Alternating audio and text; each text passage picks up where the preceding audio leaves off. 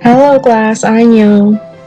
Hari ini kita akan mempelajari materi baru yaitu tentang buku besar pembantu utang dan piutang. Oke, kita mulai. Apa saja kompetensi dasar yang harus kalian pahami pada hari ini? Oke. Kompetensi dasarnya yang pertama, kalian harus bisa menerapkan pencatatan transaksi ke dalam buku pembantu kartu piutang pada perusahaan dagang, ya. Keterampilannya kalian dapat melakukan pencatatan transaksi ke dalam buku pembantu kartu piutang pada perusahaan dagang. Kemudian kompetensi yang kedua, kalian juga diharapkan mampu untuk menerapkan pencatatan transaksi ke dalam buku pembantu kartu utang pada perusahaan dagang, ya. Diharapkan nantinya setelah pembelajaran selesai, kalian mampu untuk melakukan pencatatan transaksi ke dalam buku pembantu utang pada perusahaan dagang, ya. Oke. Sebelumnya kalian sudah mengerjakan sampai jurnal khusus, ya. Setelah jurnal khusus, sekarang kalian akan mempelajari bagaimana membuat buku besar buku besar piutang dan buku besar pembantu utang. Untuk perusahaan jasa, biasanya kalian kan setelah mengerjakan jurnal umum, kalian akan menginput informasi dari jurnal umum itu ke dalam buku besar, gitu ya. Jadi kalau di perusahaan dagang ada tambahan, ya, ada buku besar namanya buku besar pembantu utang dan piutang, seperti itu.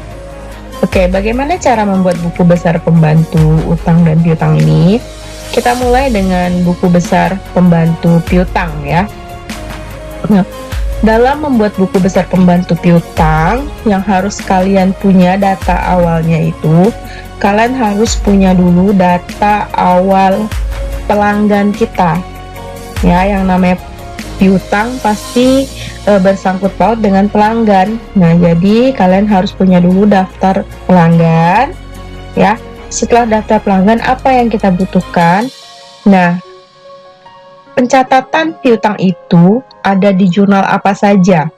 Nah, pencatatan piutang tentu saja masuk ke dalam jurnal penerimaan kas, jurnal penjualan, dan bisa jadi juga masuk ke dalam jurnal umum, seperti itu.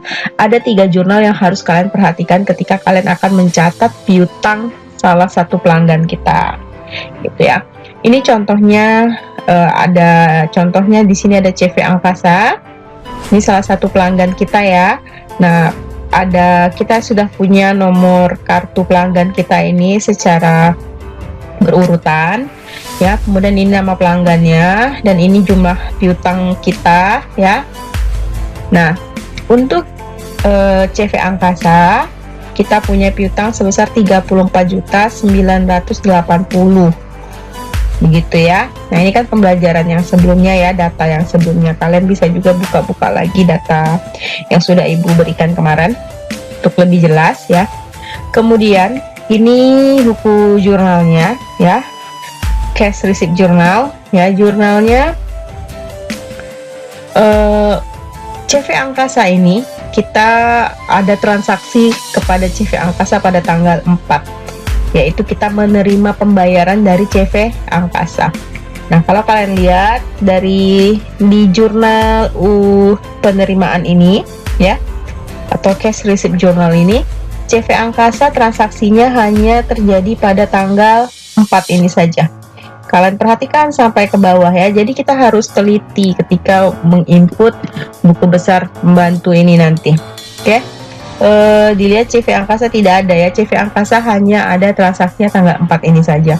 Kemudian apakah di sales journal ada CV Angkasa? Kita cek. Nah, ternyata tidak ada CV Angkasa, begitu, ya. Lalu kemudian kita juga harus perhatikan general journal kita, account receivable di sini. Ini account receivable-nya siapa? CV apa? Nah, kalau kita lihat kembali lagi bukti transaksinya, kalian bisa lihat materi yang sebelumnya, ya. Account receivable ini bukan punya CV Angkasa, ya. Nah, jadi memang ini tidak ada sangkut paut dengan CV Angkasa. Ibu tampilkan hanya sebagai referensi bahwa ketika kalian akan membuat buku besar pembantu piutang, ketiga hal ini harus kalian punya gitu, harus kalian perhatikan. Nah ya, ini transaksinya kalau nggak salah punya Jaya, Sinar Jaya Komputer. Nah ya, ini account receivable-nya Sinar Jaya Komputer. Jadi karena bukan CV Angkasa, maka ini yang tidak akan mempengaruhi dengan buku besar pembantu piutang CV Angkasa. Bagaimana cara membuatnya? Kita langsung saja. Nah, itu data yang tadi Ibu pindahkan ke sini ya. Nah, ini tadi daftar saldo piutang, kemudian ini cash receipt journalnya. Ini tadi sales journal dan ini general journal. Oke. Bentuk buku besarnya sama seperti biasa ya. Buat judulnya dulu CV Usaha Jaya, kemudian subsidiary ledger of account pay, account receivable. Ini aduh, nggak bisa diedit kah?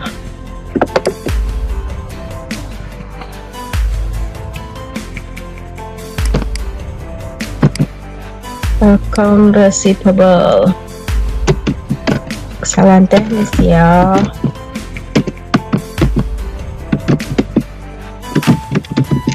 Nah, oke.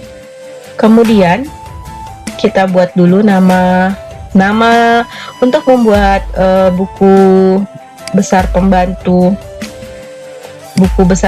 piutang ini. Kalian harus buat berurutan dari nomor 1, 2, 3, 4 ini ya sampai habis.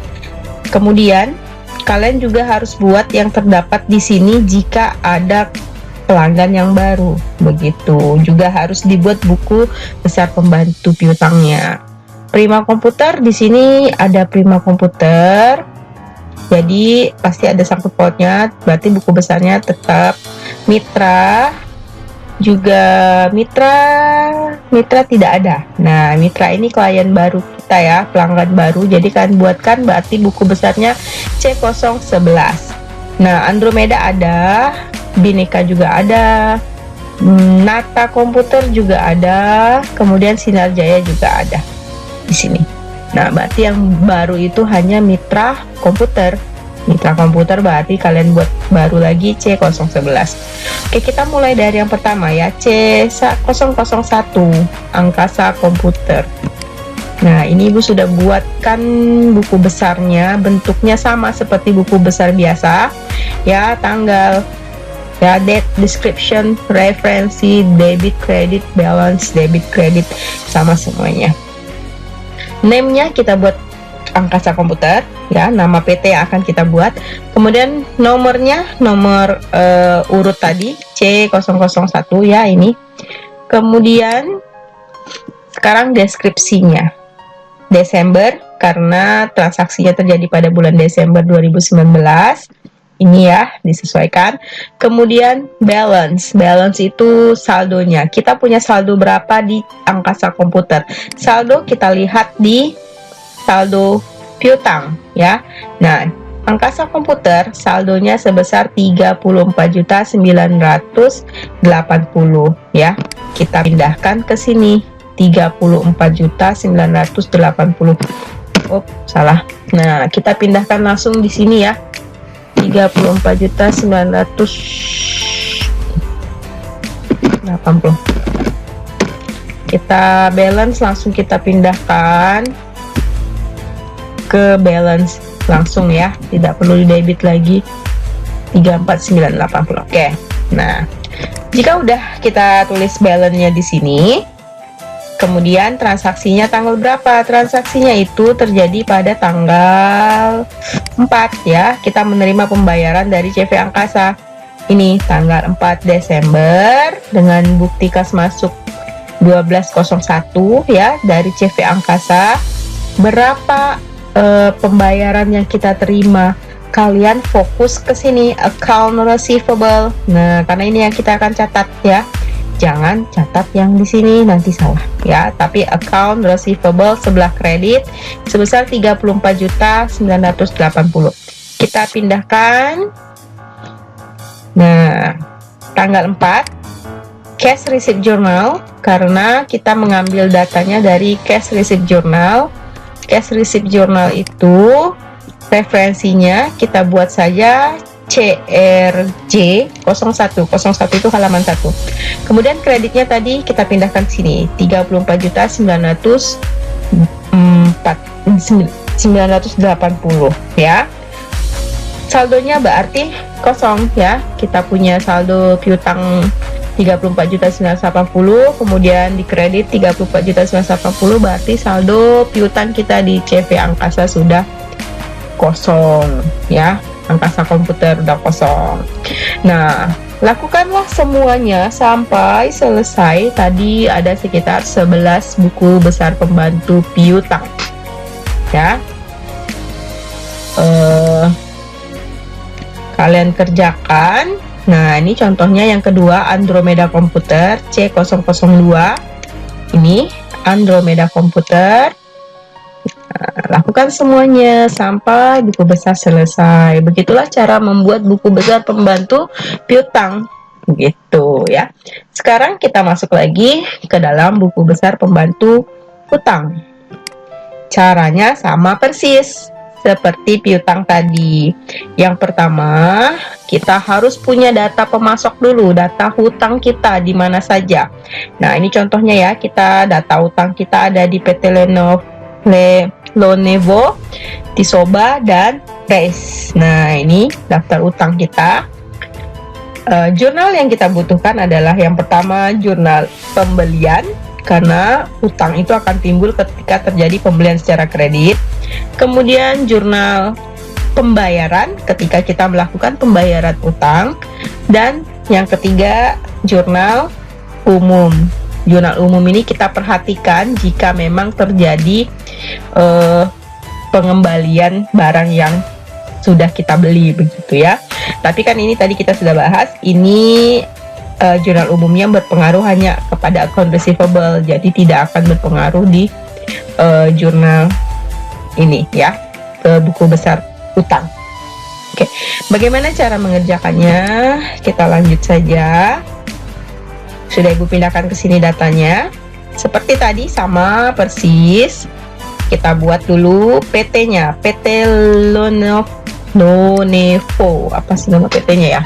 Lonevo. Typo lagi. Oke, Lonevo. Nah, kemudian nomornya kita urutkan 1101. Begitu. Oke, ini ada perbedaan sedikit dengan PT yang sebelumnya ya. Kalau PT Lonevo ini ada dua pencatatan di sini ya, yaitu terjadi di di faktur ya. Fakturnya berbeda ini. Di tanggal 10 dan tanggal 20 kita punya utang. Berarti utangnya harus kita tambah dulu untuk mengetahui berapa saldo utang kita sebenarnya. Jadi ini saldo ini kalian tambahkan ya di sini 92.950 ditambah 94.160, maka total hutang kita pada PT Lonevo itu sebesar 187.110.000. Nah, ini total saldo utang kita. Kalian pindahkan ke sini. Kemudian kita lihat terjadi transaksi apa saja di PT Lonevo. Nah, transaksinya dimulai pada tanggal 13. Nah, ini sudah Ibu tandakan tanggal 13. Tanggal 13 ini kita membayar kepada PT Lonevo. Ya, kita membayar. Sekali lagi yang harus kalian perhatikan adalah account payable. Nah, ini saldo yang harus kalian perhatikan. Kita membayar jumlahnya berapa? Tanggal 13 sejumlah 92.950. Kita pindahkan di sini ya. Cash payment journal CPJ 1 ya 92.950.000. Kemudian di sini tentu saja saldonya sudah berubah ya, berkurang. 187 juta dikurang 92 juta, maka hasilnya 94.160.000. Seperti itu. Kemudian kapan lagi transaksi yang mempengaruhi? Tanggal 14 di purchase journal. Kita lihat purchase journal. Nih purchase journal tanggal 14. Nah benar. Nah ya di sini ada PT Lonevo, kita ada membeli. Nah berarti kita harus catat account payable ini. Account payable-nya sebesar 114.510.000. Kita pindahkan di sini ya tanggal 14 purchase journal PJ 1. Kemudian jumlahnya sebelah kredit. Ya, karena utang bertambah di sebelah kredit, kalian tambahkan di sini 114.510. Seperti itu. Ya, berarti hutang kita bertambah di PT Lonevo. Nah, jadinya 208.670. Kemudian tanggal berapa lagi yang berpengaruh? Nah, ini tanggal 20 PT Lonevo. Ya, kita bayar lagi hutang kita. Nah, ini account payable-nya sebesar 94.160. Kalian pindahkan lagi di sini ya. Tanggal 20 payment cash payment journal CPJ 1 sebesar 94.160. Nah, ini adalah total akhir utang kita. Utang kita di PT Lonevo itu tinggal 114.510.000. Seperti itu. Seperti biasa ya, kalian harus teliti di sini, perhatikan PT-nya. Jangan sampai ada yang tidak tercatat begitu ya. Kemudian lakukan ini sebanyak pemasok kita yang ada. Kita punya berapa pemasok? Ya, kita punya berapa PT di mana kita mempunyai utang gitu ya, dicatat. Nah ya, kalau berdasarkan CV usaha aja ya, pemasoknya ada 3 ya, PT Lonevo, Tisoba, dan Res. Jadi ada 3 buku besar pembantu untuk utang ini. Seperti itu. Semoga dipahami ya. Sampai di sini saja materi hari ini. Terima kasih.